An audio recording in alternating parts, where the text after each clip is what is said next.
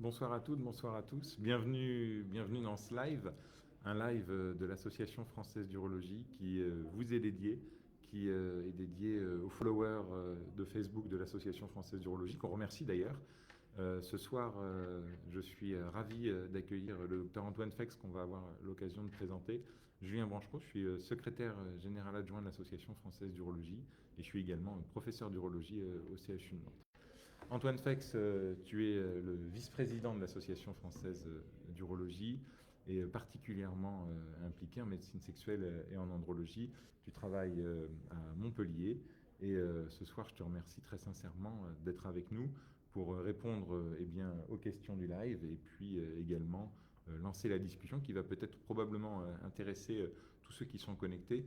On aurait aimé souhaiter dans un premier temps aborder une thématique qui commence à arriver de plus en plus dans les discussions médicales et aussi les discussions de famille et les discussions amicales, qui est eh bien, la contraception masculine.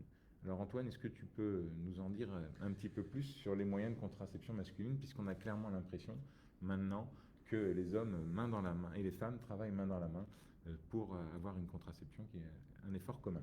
Merci en tout cas Antoine d'être avec nous. On est ravis de Eh bien, t'accueillir. merci beaucoup, Julien. Alors, tout d'abord, vous attendiez à avoir un patient, mais malheureusement, ça n'a pas été possible. Mais vous voyez, on va quand même vous répondre à toutes vos questions et notamment sur ces différents thèmes.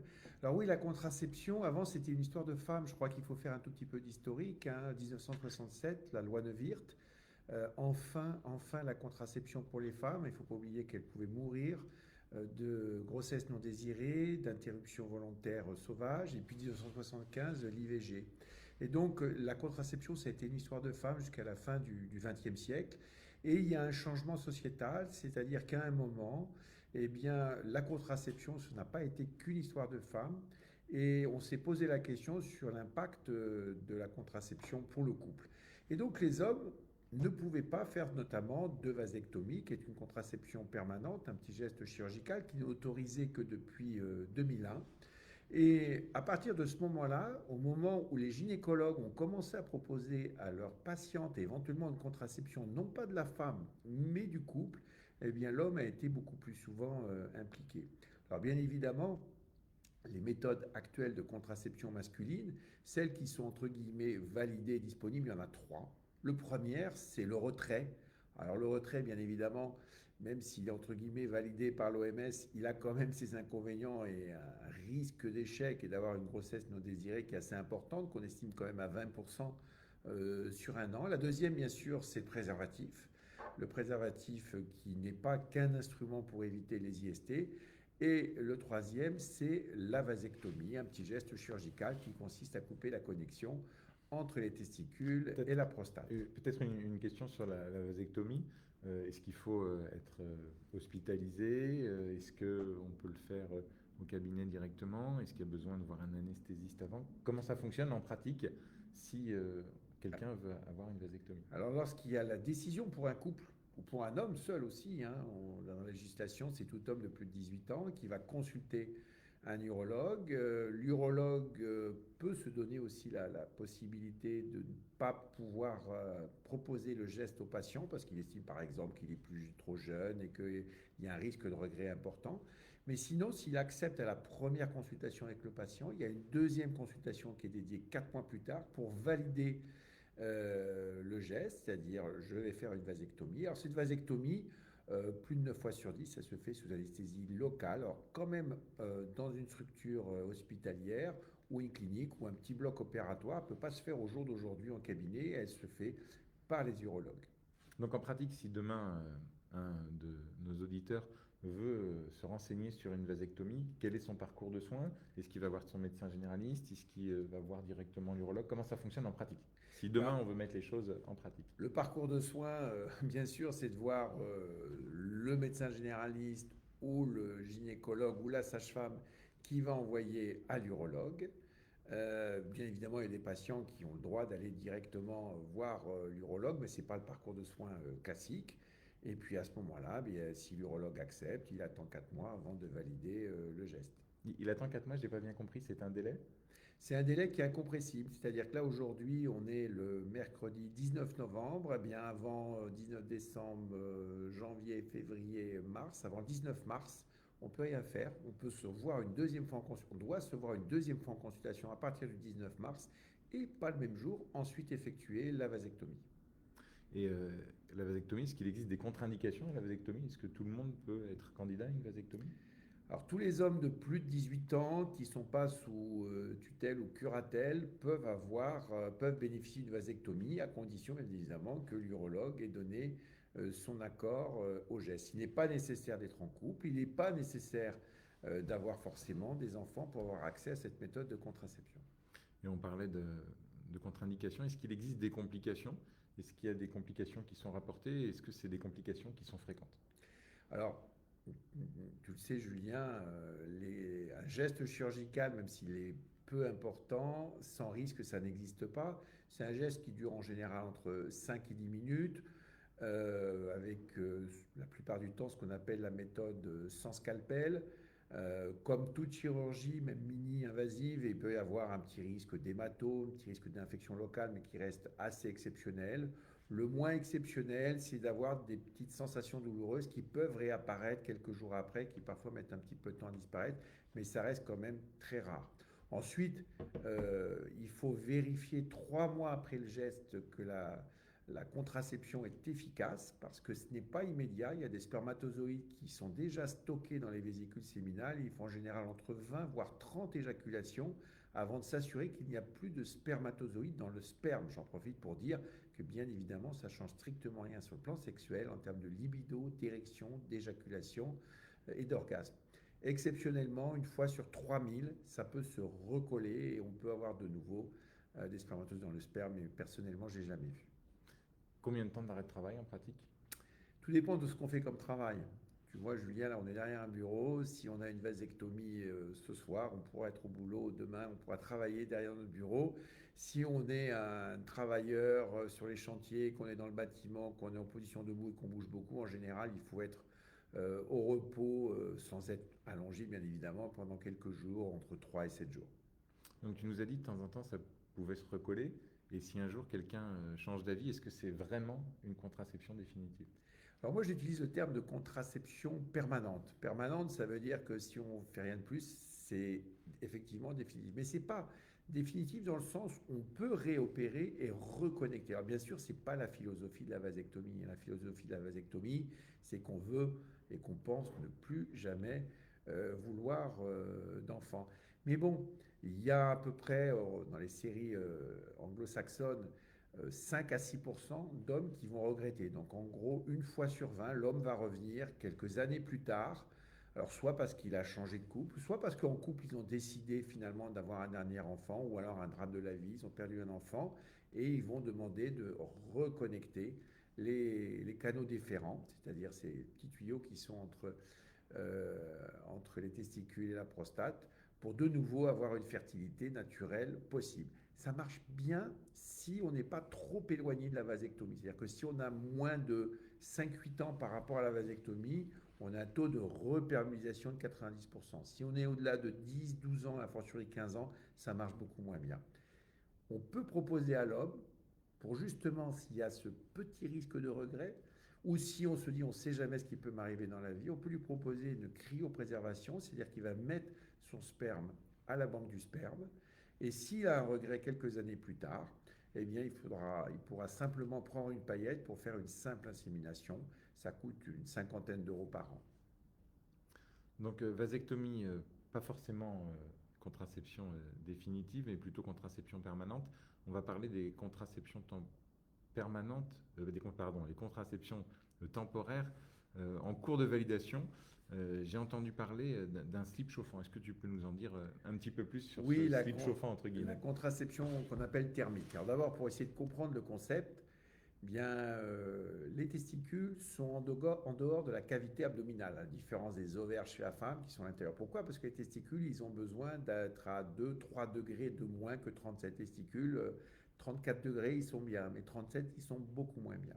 Donc on sait que quand ces testicules sont réchauffés à 37, eh bien à ce moment-là, ils vont moins fonctionner et pour à peu près 2 tiers, 3 quarts des hommes, à ce moment-là, leur fertilité va chuter pour obtenir un taux contraceptif qu'on estime à moins de 1 million.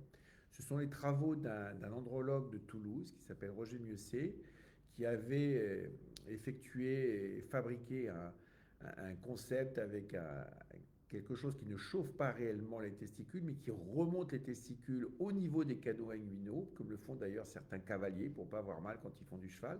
Et ce qui fait que les testicules, ben, ils vont être pas loin d'être à 37 degrés. Donc ils vont moins bien fonctionner pour la fertilité.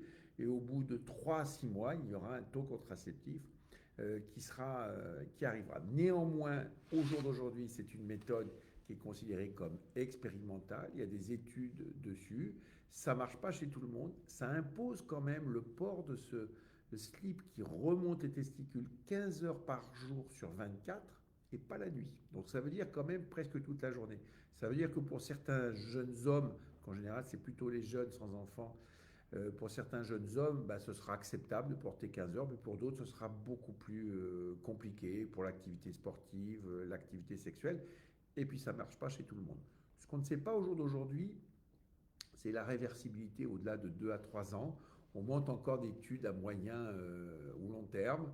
Il y a le risque oncogène pour lequel on peut se poser des questions. Néanmoins, tous les hommes, mais on peut trouver bien évidemment sur YouTube ou sur d'autres canaux Internet, la façon de réchauffer ses testicules. Méthode expérimentale au jour d'aujourd'hui, non encore validée scientifiquement, mais en cours d'exploration.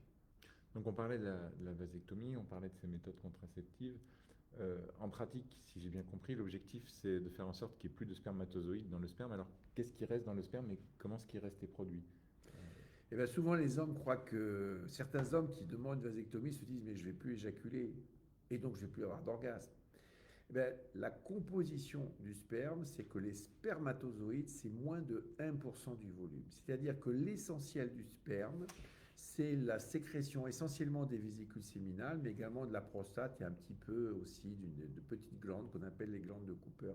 Donc, quand il y a moins de 1% de volume en moins, eh bien, l'homme ne s'aperçoit pas qu'il y a un changement du volume du sperme. C'est-à-dire que si on faisait une vasectomie à un homme sans lui dire, bien sûr ça ne se fait pas, mais si on le faisait, l'homme ne pourrait pas s'apercevoir, à la fois sur le plan sexuel, mais également l'éjaculation et la quantité appréciée visuellement, ne pourrait pas s'apercevoir qu'on lui a fait une vasectomie. Donc la vasectomie est quelque chose qui se développe. Comment on va pouvoir faire pour essayer de répondre à un besoin? Parce qu'on voit que c'est un besoin croissant. Est-ce qu'il y a des longs délais d'attente avant d'avoir une vasectomie? Je ne parle pas du délai légal dont on parlait tout à l'heure, mais un accès à la vasectomie. Et qu'est-ce que l'Association française d'urologie peut faire pour essayer de diminuer les éventuels délais d'attente s'ils existent? Bah, c'est le délai d'attente pour voir un urologue. Alors, comme je te l'ai dit, le point de départ, c'est la consultation avec l'urologue. Le délai de réflexion, il ne part pas à partir du moment où le patient, c'est même pas un patient d'ailleurs, c'est un homme, hein, il n'est pas malade. Hein. Cet homme a vu le généraliste, le gynécologue ou la sage-femme, ou alors ça fait 2 ans éventuellement qu'il pense à faire une vasectomie. Donc, le top départ, c'est la consultation avec l'urologue. Donc, l'accès à un urologue, et ensuite, bah, il y a ces 4 mois pour avoir la vasectomie. Ensuite, si vous avez suivi, c'est qu'il y a ensuite 3 mois pour que la contraception soit efficace. C'est-à-dire qu'entre le moment où le patient consulte et le moment où la contraception sera efficace, il va se dérouler 7 mois. Alors l'Association française d'urologie a développé cette chirurgie de vasectomie no scalpel, mini-invasive, en faisant des ateliers de formation par le biais également du comité d'urologie de médecine sexuelle, de façon à faire ce geste le mieux possible, le plus rapidement possible, avec le moins de complications possible. Faut savoir que quand ça a été autorisé le 4 juillet 2001, puisqu'avant c'était interdit, il y avait moins de 1000 vasectomies par an au début des années 2000, et aujourd'hui on est dans la dernière année à 40 000. Donc on est à 40 fois plus qu'il y a plus de 20 ans. Mais les urologues répondent à cette situation, et tous les urologues de France, ou presque tous les urologues, font des vasectomies dans leur programme opératoire chaque semaine. Et en pratique, qu'est-ce qui deviennent ces spermatozoïdes qui ne peuvent pas aller Ça, c'est une bonne question. C'est une bonne question parce que très souvent, la logique d'un homme, c'est de se dire, mais ok, on va couper la connexion, L'urologue m'a dit qu'il y a toujours la testostérone qui est fabriquée, donc j'ai pas de problème de libido, j'ai pas de problème d'érection, de sexualité. Il me dit qu'il y a toujours des spermatozoïdes qui sont fabriqués, mais mon testicule, il va augmenter, il va gonfler, il va exploser, la colique, entre guillemets, spermatique, qui est une utopie. Bien non, ce qui se passe, c'est que comme toute cellule du corps humain, bien, elle va mourir et puis elle va être drainée différemment, notamment par les voies lymphatiques.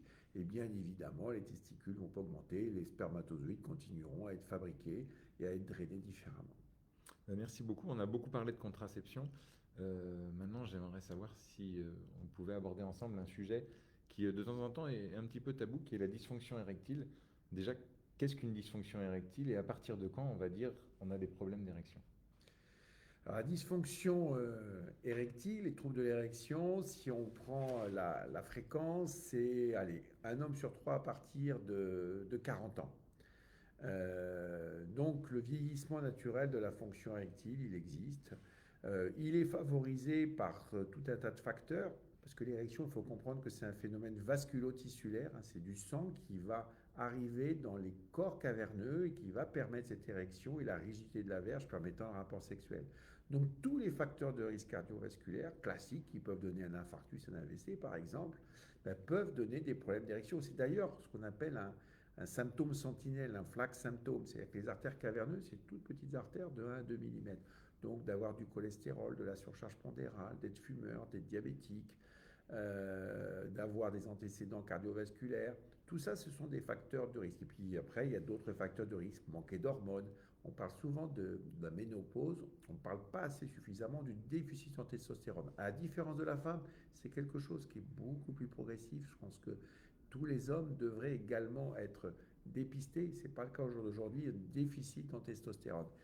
Bien évidemment aussi, il y a des médicaments iatrogènes. On peut donner des médicaments, certains médicaments à visée cardiovasculaire, certains antihypertenseurs, par exemple, qui est très fréquente chez l'homme d'un certain âge. Les traitements à visée psychotrope, des anxiolytiques, des antidépresseurs peuvent donner des troubles sexuels. Et puis il y a également, bien évidemment, les facteurs psychologiques. Hein. Les facteurs psychologiques sont classiques. Hein. Quand on a peur que son érection n'arrive pas, eh bien on sécrète de l'adrénaline et l'adrénaline, ça vasoconstricte les petites artères. Donc la peur de mal faire, il n'y a pas de bon stress en matière de sexualité, il n'y a que du mauvais stress. Et à ce moment-là, ben, les facteurs psychologiques peuvent se surajouter aux facteurs organiques et donner ces troubles érectiles. Tu parlais de médicaments qui peuvent donner des troubles de l'érection, mais est-ce qu'il existe des médicaments qui permettent de redonner des érections? Alors bien sûr, le fameux Viagra. Le Viagra, les gens s'en souviennent peut-être pas, mais il est sorti en France le 15 octobre 1998. C'est un médicament qui a 27 ans. Et c'est toujours un médicament qui a le rang du jour. Alors bien évidemment, il n'y a pas que le Viagra, il y a d'autres médicaments qui sont sortis par la suite, qui sont dans la même classe thérapeutique. Il y a eu une cardiophobie, une peur une dangerosité de ces médicaments qui est fausse. C'est-à-dire qu'il y a certaines contre-indications qu'il faut bien évidemment respecter, notamment d'être associé à certains médicaments à visée cardiaque ou certaines pathologies rares au niveau ophtalmologique. Mais finalement, ça se passe très bien. On a une pharmacovigilance qui est excellente. Encore une fois, ça fait 27 ans. C'est un médicament qui est génériqué depuis 2014. Donc ça veut dire que ce sont des traitements qui ont été éprouvés en termes d'efficacité et de risque. Par contre, ce que les gens croient, c'est qu'on prend ce genre de médicaments et on a une érection. Pas du tout. Il faut être dans un contexte de stimulation physique, psychologique, relationnelle. C'est un peu comme le vélo électrique. Hein. Si vous pédalez pas, le vélo électrique ne va pas avancer. Ça va faciliter les choses, mais il faut être en situation. Tu parlais du vélo électrique. Est-ce qu'il existe des médicaments type moto où, quand on le met en place, il y a une érection systématique? Alors évidemment, il y a certains cas de dysfonction érectile qui sont sévères, notamment chez les pathologies lorsqu'on a eu des cancers de la prostate, de la vessie, du rectum, où on n'a pas pu conserver les fameuses bandelettes vasculo-nerveuses, qui en gros sont les nerfs de l'érection. Il y a des fois les médicaments par le Viagra, le Cialis, le Levitra et le Spedra, pour tous les citer, ne fonctionnent pas. Et des fois, il faut passer le niveau au-dessus. Et le niveau au-dessus, ça peut être les injections. Les injections soit dans le canal, soit directement dans les corps caverneux. Alors ça peut faire peur, et c'est normal que ça fasse peur au début, faire une injection dans la verge. Mais à ce moment-là, la plupart du temps, à peu près 70-75% des cas, notamment avec les injections intracaverneuses, on arrive à avoir une érection correcte. Patient diabétique, patient cancer, patient avec gros risques de facteurs cardiovasculaires, ce n'est pas la petite panne passagère du samedi soir. Donc, en pratique, tu parlais de panne passagère du samedi soir. Si un de nos followers se pose la question d'un trouble érectile qui arrive de façon spontanée à l'âge de 30 ans, qu'est-ce qu'il faut faire? Eh bien, la définition d'un trouble de l'érection, c'est quand même que ça ne soit pas une panne un jour. Alors évidemment, ça peut être le coup de foudre et à ce moment-là de se dire il faut que ça marche ce jour-là, mais globalement, c'est quand même, on estime qu'il faut avoir plus de 75% des rapports sexuels avec une difficulté à obtenir une érection sur au moins une période de 3 à 4 mois avant de parler vraiment de trouble de l'érection. La logique, c'est bien évidemment de consulter. Alors, soit il y a un facteur psychologique évident, hein, ça peut arriver, une rupture amoureuse, la perte de sa partenaire qui est partie. À ce moment-là, on est dévalorisé, dévirilisé. Alors, pourtant, on garde des érections matinales, on se masturbe, l'autostimulation marche très bien. Et là, évidemment, les facteurs psychologiques sont au premier plan. Ou alors, on peut toujours se poser la question de facteurs médicaux, même à 30 ans. Même si c'est rare, il faut systématiquement les rechercher. On peut avoir pour certains hommes des problèmes hormonaux, notamment dans le cadre de certaines maladies génétiques. On peut avoir certaines maladies neurologiques, rares chez les hommes, plus chez les femmes, et qui peuvent également être le premier symptôme des pathologies plus rares comme l'adénomaprolactine. Donc, il y a quand même une enquête étiologique systématique et pas tout de suite dire il a 30 ans, forcément, il est jeune. Puis on regarde un petit peu son hygiène de vie. Hein. Il y a des gens qui, à 30 ans, ont commencé à fumer à l'âge de 15 ans, un paquet par jour, qui peuvent avoir d'autres types de toxiques, de la cocaïne, du cannabis, etc., et qui peut également avoir un impact. Est-ce qu'il existe des médicaments ou est-ce qu'il existe aussi des compléments alimentaires? C'est une question que je vois arriver, qui peuvent aider sur la dysfonction érectile. En gros, est-ce que c'est forcément un médicament? Est-ce qu'il y a une possibilité bien, d'avoir des compléments alimentaires comme on peut voir passer sur certains sites? Et quelle est l'efficacité de ces compléments? Alors, je différencierais deux types de compléments alimentaires. Il y a ceux, attention, hein, qu'on trouve sur Internet, qui vous font miroiter l'érection extraordinaire, qui sont fabriqués on ne sait où, le miel érectile, les ailerons de requin, etc. D'ailleurs, les Asiatiques en sont très friands, mais quand, par exemple, les services des douanes saisissent ce genre de produits pour les analyser, très souvent, il y a un peu de Viagra en même temps qu'il y a du miel ou qu'il y a de l'aileron de requin, etc. Donc, ce sont des aphrodisiaques qui, finalement, sont quand même en partie avec une action pharmacologique. Puis après, il y a les vrais compléments alimentaires. Alors, certains compléments alimentaires, certaines substances, peut-être amélioreraient un petit peu si le problème est limité. Je pense notamment à la L-arginine ou à la citrulline. Mais faites attention quand même à ne pas vous bourrer de compléments alimentaires. Des hommes qui prennent trop de compléments alimentaires, on peut avoir une balance, vous savez, les fameux antioxydants qui soient trop importantes et trop compléments alimentaires, et ben, c'est un effet inverse. Donc, pourquoi pas, mais bien dosé et attention à Internet. Et est-ce que c'est possible de se retrouver bloqué en érection? Alors ça s'appelle le priapisme. Oui, c'est possible. C'est une situation qui est assez rare, qui est une urgence.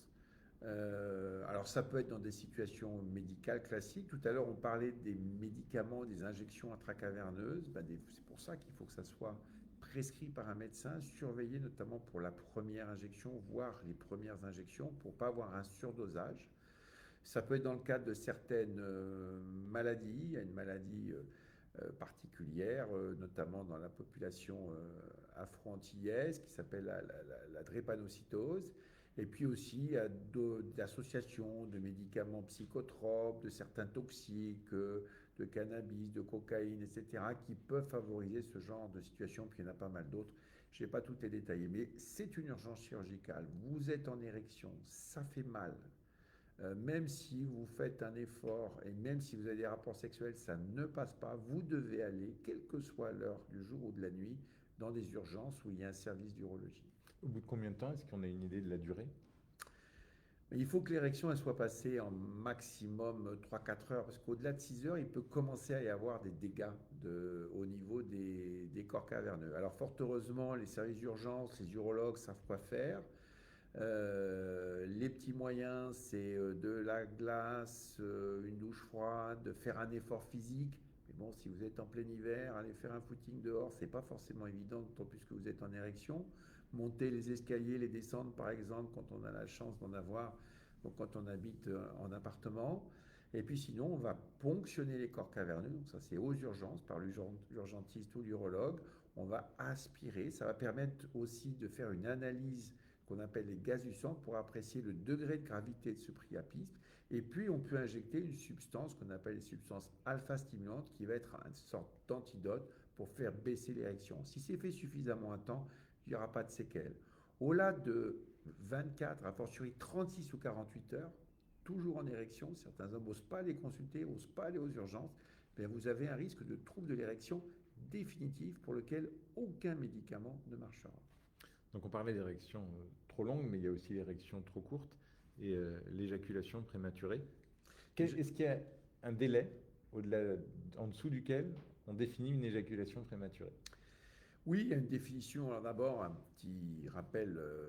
Est-ce que c'est fréquent, l'éjaculation prématurée? On estime que, quel que soit le pays, quelle que soit la religion, c'est 15 à 20% quand même de la population masculine qui a expérimenté plus ou moins à un moment de sa vie l'éjaculation précoce. Alors, la définition officielle, c'est moins d'une minute lorsque c'est une éjaculation prématurée primaire, c'est-à-dire qui arrive depuis le début de la sexualité, et moins de 3 minutes quand elle est secondaire, c'est-à-dire qu'il y a eu une première période de sa vie où on n'a pas eu de problème d'éjaculation. Puis après, on peut se poser une question sur l'éjaculation prématurée, c'est que dans le monde animal, l'éjaculation précoce, c'est pour tout le monde, parce qu'il y a la nécessité de procréation, on se met en danger lorsqu'on a un rapport sexuel, et pour la fertilité, plus vite on va, mieux c'est. Bien évidemment, l'homme n'est pas un animal comme les autres, et il y a une norme sociale à un moment donné qui fait qu'au jour d'aujourd'hui, bien évidemment, le rapport sexuel, c'est agréable. Certes, la finalité, c'est la fertilité, mais pas à tout moment de sa vie, bien évidemment, et on va essayer de faire durer ce plaisir. Donc il y a un apprentissage sensoriel, relationnel de l'homme avec son partenaire, au fur et à mesure du début de sa sexualité. Puis après, il y a peut-être une prédisposition génétique, quand même, qui fait que peut-être certains hommes seraient plus à risque d'avoir une éjaculation prématurée que d'autres. En gros, dans le monde animal, c'est super reproducteur, mais chez les humains, ça peut être un petit peu plus ennuyeux. Justement, un peu plus ennuyeux, est-ce qu'il existe des moyens pour lutter contre, des moyens classiques naturels, ou est-ce qu'il existe des médicaments? Comment faire pour prolonger la durée de l'érection et limiter cette éjaculation prématurée, cette éjaculation précoce? Oui, il y a des moyens. Alors évidemment, dans la définition, je t'ai donné tout à l'heure le temps, moins d'une minute, moins 3 minutes. Et aussi dans la définition, il y a la souffrance psychologique relationnelle que ça engendre. Parce que pour certains hommes, avoir un rapport sexuel de 1 ou 2 minutes, 3 minutes, ça ne posera pas forcément de problème avec sa partenaire qui peut, entre guillemets, s'en satisfaire. Ou alors qui peut également avoir des troubles sexuels et puis ça peut éventuellement l'arranger. Alors comment faire? Bon, même s'il y a une prédisposition génétique, tu l'as bien compris Julien, la prédisposition génétique, si elle existe, on ne peut pas la changer. À ce moment-là, il faut essayer de faire baisser ce facteur anxiogène parce que le facteur stress, l'augmentation d'adrénaline, il y a des mécanismes, notamment au niveau d'un neuromédiateur qu'on appelle la sérotonine, ben, il faut faire baisser ce niveau de stress. Donc il y a des petits moyens assez simples. C'est d'abord la respiration. La respiration, quand quelqu'un, par exemple, est stressé, on lui dit calme-toi, respire doucement, amplement. Ben, c'est quelque part d'essayer de calquer sa respiration sur les va-et-vient qu'on fait de plus en plus lentement de façon à essayer de dompter un petit peu ce facteur émotionnel important qu'est le rapport, les mouvements du bassin. Avoir un rapport sexuel au ralenti, bien évidemment, ça demande un petit peu d'entraînement, ça demande une partenaire qui soit assez compliante parce ça peut engendrer éventuellement de la frustration. Donc il y a des techniques corporelles simples, des techniques avec la corporation, avec des techniques corporelles et des techniques avec la respiration. Et puis éventuellement, il y a des thérapeutes qui peuvent agir sur le plan corporel. Puis ensuite, il y a les techniques d'hypnose, les techniques de relaxation, le yoga, la sophrologie, qui peuvent agir de façon positive. Puis pour d'autres patients, il faudra des thérapies un petit peu plus poussées. Il y a également du pharmacologique. Le pharmacologique, il y a deux médicaments qui ont l'AMM pour l'éjaculation prématurée. Il y a un médicament qui s'appelle la dapoxétine, qui est vendu en pharmacie sous le nom de Privilégie, qui malheureusement est un petit peu cher et pas remboursé, qui va en général multiplier par 3 à 4 la durée du rapport sexuel pour 75% des hommes. Il y a également un spray anesthésiant que l'on peut mettre au niveau du gland.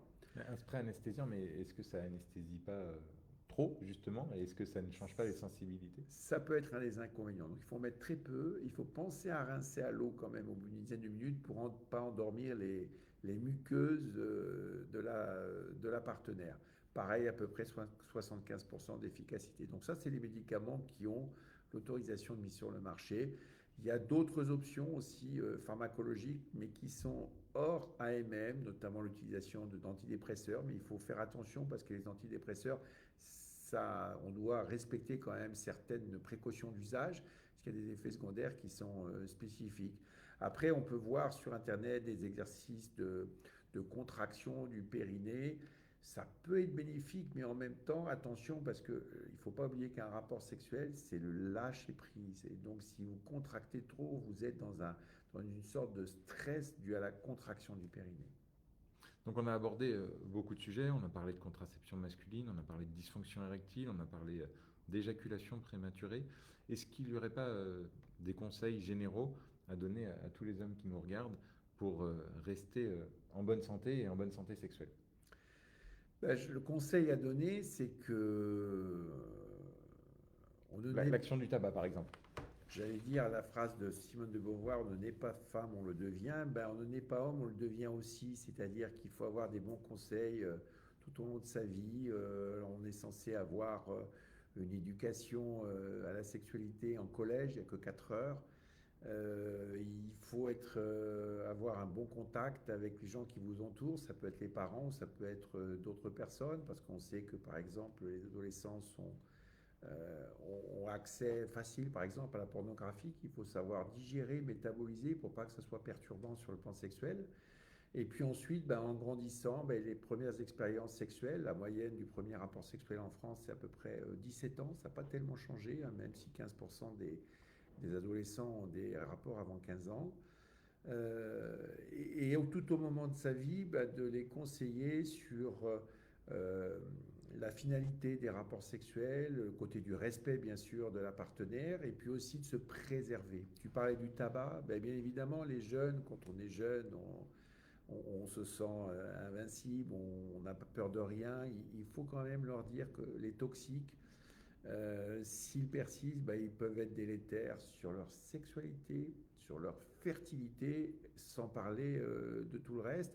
Et puis que l'homme, quand il arrive à la quarantaine, c'est là où les excès de la vie, on peut commencer à les payer. Le tabac, l'alcool, l'absence de sport, la surcharge pondérale, et où on peut avoir une accélération, une aggravation de sa sexualité. Donc quelque part, la santé tout court, la santé sexuelle, c'est la santé tout court, hein, manger 5 fruits et légumes, faire du sport, pas fumer, etc. Puis bien sûr, être dans un environnement psychologique et relationnel positif. Merci infiniment pour toutes ces précisions. Je rappelle que l'Association française d'urologie met à disposition du grand public un site qui s'appelle Urofrance, sur lequel vous avez beaucoup d'informations, et on sera ravis de vous accueillir sur ce site-là. Merci à toutes et à tous de nous avoir suivis pour ce live, et on vous souhaite une très bonne fin de soirée. Au revoir. Au revoir.